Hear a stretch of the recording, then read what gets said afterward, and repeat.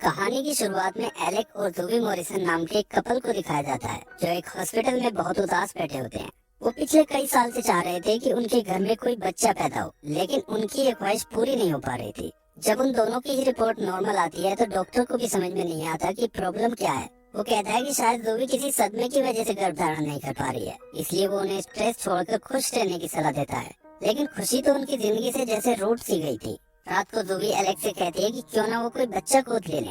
वो उसे एक अनाथ आश्रम का कार्ड भी दिखाती है जिसे हॉस्पिटल में कोई उसके पास रखकर चला गया था। एलेक इसके लिए तैयार नहीं था क्योंकि उसे लगता था कि किसी दूसरे के बच्चे को शायद वो उतना प्यार न दे पाए। लेकिन जूवी की खुशी के लिए वो अगले दिन उसे लेकर उस अनाथ आश्रम में पहुंच जाता है। एप्लीकेशन फॉर्म भरने के बाद वो आश्रम की इंचार्ज मिसेस लैंग से मिलते हैं, जो उनसे पूछती है कि क्या उनका कोई और भी बच्चा है। ये सवाल सुनकर वो दोनों इमोशनल हो जाते हैं। फिर जूवी बताती है कि एक एक्सीडेंट के बाद से वो गर्भधारण नहीं कर पा रही है।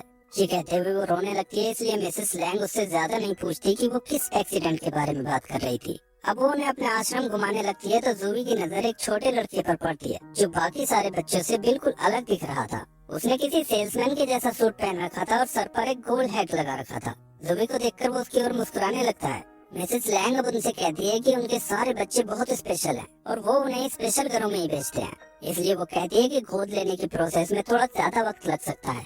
इसके बाद वो वापस जाने लगते हैं तो वही बच्चा खिड़की में से जूवी को देखकर फिर से मुस्कुराता है और उसकी ओर अपना हाथ हिलाता है।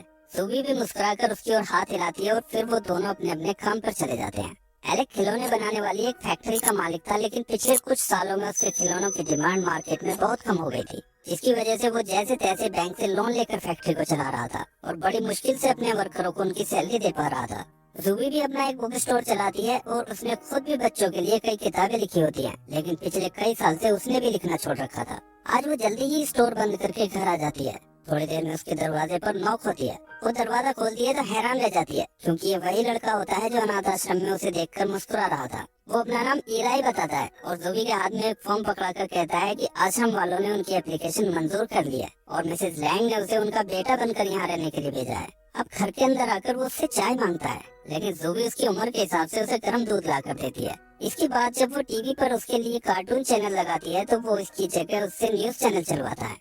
जूवी को वो लड़का बहुत अजीब लगता है और जब उसकी समझ में कुछ नहीं आता तो वो एलेक को फोन करके घर पे बुला लेती है। वो उसे बताती है कि उसने अनाथ आश्रम फोन किया था, लेकिन किसी ने भी उसका फोन नहीं उठाया। इसलिए अब वो सच्चाई जानने के लिए उसे साथ लेकर अनाथ आश्रम की ओर चल देते हैं।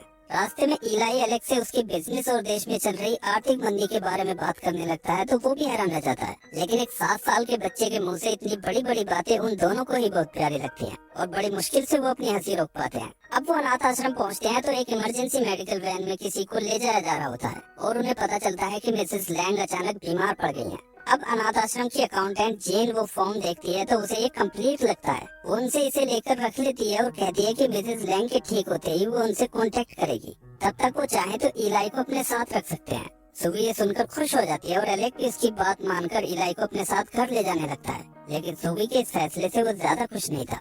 रास्ते में जब वो दोनों कोई बात नहीं करते तो इलाई उनकी इस खामोशी को तोड़ने के लिए कार में बज रहे गाने के साथ साथ खुद भी गाना गाने लगता है और उन दोनों से भी अपने साथ गाने के लिए कहता है। ये देखकर जूवी अपने आप को गाने से रोक नहीं पाती और उसकी खुशी के लिए एलेक को भी गाना गाना ही पड़ता है, क्योंकि आज कई साल बाद वो इतनी खुश दिख रही थी। रात को जूवी इलाई का सूटकेस खोलकर देखती है तो इसमें उसका सूट और टाई बहुत ही तरीके से रखे हुए होते हैं। तभी वो बाथरूम से बाहर आकर उसे समझाने लगता है कि कौन सा टूथपेस्ट ज्यादा अच्छा रहता है। जूवी को उसके मुंह से इतनी समझदारी भरी बातें सुनकर बहुत हंसी आती है और वो हंसते हुए एलेक को ये बताने लगती है, लेकिन जब वो सोने का बहाना बनाता है तो वो समझ जाती है कि एलेक इलाई को अपने बेटे के रूप में एक्सेप्ट नहीं कर पा रहा है और फिर वो भी उदास होकर बाहर बैठ जाती है। जब इलाई उसे इतनी गहरी उदासी में देखता है तो वो किताबों की अलमारी में से एक मोटी सी किताब निकाल कर लाता है और उससे इसे पढ़कर सुनाने के लिए कहता है। जूवी इस किताब को तो नहीं, लेकिन उसे बच्चों की कहानियों वाली एक किताब पढ़कर सुनाने लगती है। किताब सुनते हुए वो उससे आज रात अपने पास सोने के लिए कहता है तो वो फर्श पर उसके साथ ही सो जाती है।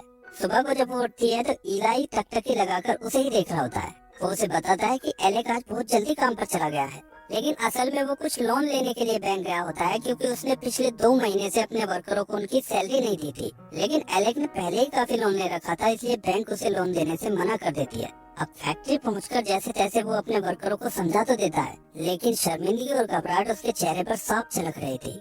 घर पर इलाई जूवी से एक दरवाजे के बारे में पूछता है जो हमेशा बंद रहता था। वो उसे बताती है कि एक बेडरूम है, लेकिन इसके अंदर किसी को जाने की इजाजत नहीं है। अब वो दोनों पास के एक गार्डन में घूमने जाते हैं तो वहाँ भिखारी जैसा दिखने वाला एक आदमी उनसे बात करने लगता है और अपना नाम पोर्ट्स बताता है।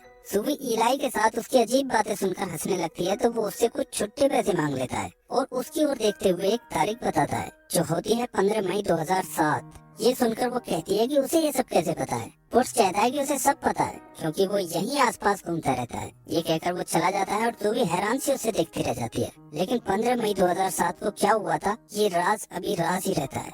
अगले दिन फैक्ट्री में सैलरी न मिलने पर एलेक के वर्कर नौकरी छोड़कर जाने लगते हैं और सिर्फ टॉम नाम का एक पुराना वर्कर ही इसके कहने पर रुकता है। इस परेशानी में एलेक ने जूवी को भी फोन करके बुला लिया था और वो इलाई को साथ लेकर यहाँ आ जाती है। लेकिन यहाँ आकर जब उसे पता लगता है कि एलेक ने उसे बिना बताए अपना मकान भी गिरवी रख दिया था तो फिर वो उसकी कोई बात नहीं सुनती और गुस्से में घर चली जाती है।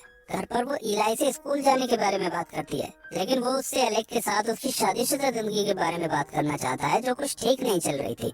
जूवी उसके किसी मनोवैज्ञानिक डॉक्टर जैसे सवालों को सुनकर पहले तो हंसती है लेकिन फिर वो उससे बताने लगती है कि वो दोनों हाई स्कूल से एक दूसरे को पसंद करते हैं और पहले वो बहुत मस्ती किया करते थे लेकिन पिछले कुछ सालों में उसे याद नहीं कि उन्होंने साथ में अच्छा वक्त कब बिताया था। अगले दिन वो इलाई को स्कूल छोड़ाती है लेकिन वो लंच टाइम में एक टैक्सी बुक करके एलेक की फैक्ट्री पहुंच जाता है जहां उसके अलावा और कोई भी नहीं होता। एलेक उसे देखकर गुस्सा हो जाता है और उसे वापस स्कूल छोड़ने के लिए जाने लगता है। जब इलाई उसे डैड कहकर बुलाता है तो वो उसे सख्ती के साथ डैड की जगह सिर्फ एलेक कहकर बुलाने के लिए कहता है। लेकिन जाते हुए जब इलाई उसके खिलौनों की तारीफ करता है तो फिर उसका लहजा नरम पड़ जाता है क्योंकि मार्केट में तो उसके खिलौनों की कोई कदर ही नहीं थी। इसके बाद वो घर पहुंचते हैं तो उन दोनों को ही जूवी के गुस्से का सामना करना पड़ता है। लेकिन तभी एक डिलीवरी बॉय कुछ चाइनीज खाना लेकर आ जाता है। जब उन्हें पता चलता है कि ये खाना इलाई ने ऑर्डर किया था तो फिर वो दोनों ही मुस्कुराने लगते हैं और इस तरह एलेक भी अब उसे पसंद करने लगता है। रात को सोने से पहले जूवी जब देखती है कि इलाई ने उस बंद पड़े बेडरूम से एक टेडी बियर निकाल लिया है तो वो इसे तुरंत उससे छीन लेती है और डांटते हुए फिर कभी भी उस रूम में न जाने की सख्त हिदायत देती है। अब आधी रात को इलाई चुपके से घर से निकलकर पास के उसी गार्डन में पहुंच जाता है और बेंच पर सोए हुए मिस्टर पोर्ट्स को उठाकर उनसे बातें करने लगता है। पोर्ट्स उससे उसकी नई फैमिली के बारे में पूछता है तो वो कहता है कि वो दोनों ही उसका बहुत ख्याल रखते हैं लेकिन उसे रोज रोज स्कूल जाना पसंद नहीं है। पोर्ट्स उससे कहता है कि उसे थोड़ा सब्र रखना पड़ेगा क्योंकि हर काम में थोड़ा वक्त तो लगता ही है। उन दोनों की इन अजीब बातों के बाद अगले दिन दिखाया जाता है कि फैक्ट्री में एलेक्स से मिलने जॉन बर्न्स नाम का एक बिजनेसमैन आता है जो उसकी फैक्ट्री का माल खरीदता था। लेकिन यहाँ वो ये कहने आया था कि अब वो उसका माल नहीं खरीद सकता क्योंकि इस मंदी के दौर में उसके पुराने मॉडल वाले खिलौने बिक नहीं पा रहे हैं। वो उसे दो ऑफर देता है कि या तो वो अपनी फैक्ट्री को उसे बेच दे या फिर कोई नया आइडिया लेकर उसके पास आए। इस बात से एलेक बहुत परेशान हो जाता है क्योंकि उसने काफी पैसा लगाकर फैक्ट्री में खिलौनों का एक बड़ा स्टॉक जमा कर रखा था। लेकिन अगर इन खिलौनों को कोई खरीदेगा ही नहीं तो फिर वो पूरी तरह बर्बाद हो जाएगा। आज वो अपने फादर की कब्र पर जाकर उनसे माफी मांगता है क्योंकि जिस फैक्ट्री को 50 साल पहले उन्होंने अपने दम पर खड़ा किया था उसने पिछले कुछ सालों में ही उसे बर्बाद कर दिया था। उसकी ये सारी बातें मिस्टर पोर्ट्स उसके पीछे खड़ा होकर सुन रहा होता है। वो उसके पास आकर उसे कब्र पर खिल रहे गुलाब के फूलों को दिखाकर वहाँ से चला जाता है। लेकिन एलेक्स समझ जाता है कि वो उसे क्या समझाना चाहता था, इसलिए वो हार मानने के बजाय एक बार फिर से इस मुसीबत से निकलने की कोशिश में लग जाता है और अब वो इलाई को भी फैक्ट्री में आने से मना नहीं करता। एक दिन वो उससे उसके ऑफिस में लगे एक पोस्टर के बारे में पूछने लगता है। एलेक उसे बताता है कि ये लेगोलैंड नाम की एक जगह है जहाँ वो कुछ साल पहले जाना चाहता था लेकिन अभी तक उसे वहाँ जाने का टाइम ही नहीं मिल पाया। अब वो उसे अपनी फैक्ट्री में बने खिलौने दिखाने लगता है और कहता है कि किसी जमाने में ये सारे खिलौने बहुत फेमस थे लेकिन आजकल मार्केट में इलेक्ट्रॉनिक खिलौने आने से उनके खिलौनों की डिमांड कम हो गई है। इलाई कहता है कि इलेक्ट्रॉनिक खिलौने बच्चों के लिए अच्छे नहीं होते और उनका क्रेज ज्यादा दिन नहीं चलने वाला। एलेक इस बात से खुश होकर उसे उसकी पसंद की एक रशियन डॉल दे देता है जिसके अंदर 5 और डॉल होती हैं। अगले दिन इलाई जूवी से झूठ बोलता है कि एलेक आज उन्हें कहीं घुमाने ले जाने वाला है और वो उसे साथ लेकर फैक्ट्री पहुंच जाता है।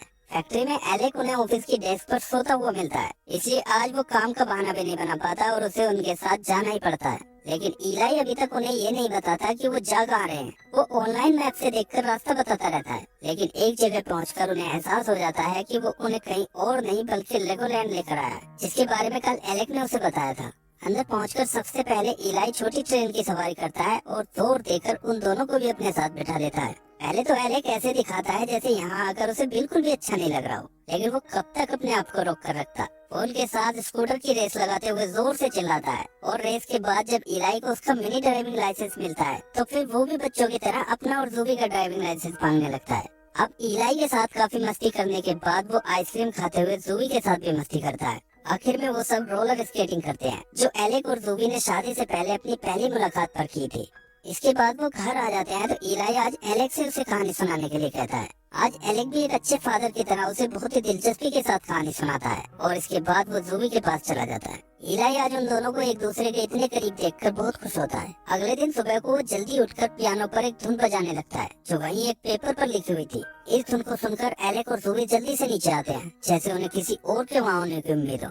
इलाई के पूछने पर जूबी कहती है कि ये धुन एलेक उनके बेटे को सिखाया करता था। उनका बेटा? इलाई हैरान होकर उनकी ओर देखने लगता है और आज वो उसे सब कुछ बताने का फैसला कर लेते हैं। जूबी अब एक फोटो एल्बम खोलकर उसे अपने बेटे सैमुअल के बारे में बताने लगती है और कहती है कि आज वो उसके जितना ही बड़ा होता। अपने आंसुओं को रोकने की कोशिश करते हुए वो उसे सैमुअल के पहले फुटबॉल मैच और उसकी फेवरेट आइसक्रीम के बारे में बताती है। वो कहती है कि वो उसका एंजल था, उसकी पूरी दुनिया बसती थी उसमें। बोलते हुए उसकी आवाज भारी होने लगती है। इसके बाद वो उसे उस रूम में ले जाती है जिसे वो हमेशा बंद रखती थी। ये सैमुअल का बेडरूम था, जो आज भी उन्होंने वैसे का वैसा ही रखा था। इलाई उससे पूछता है कि हुआ क्या था।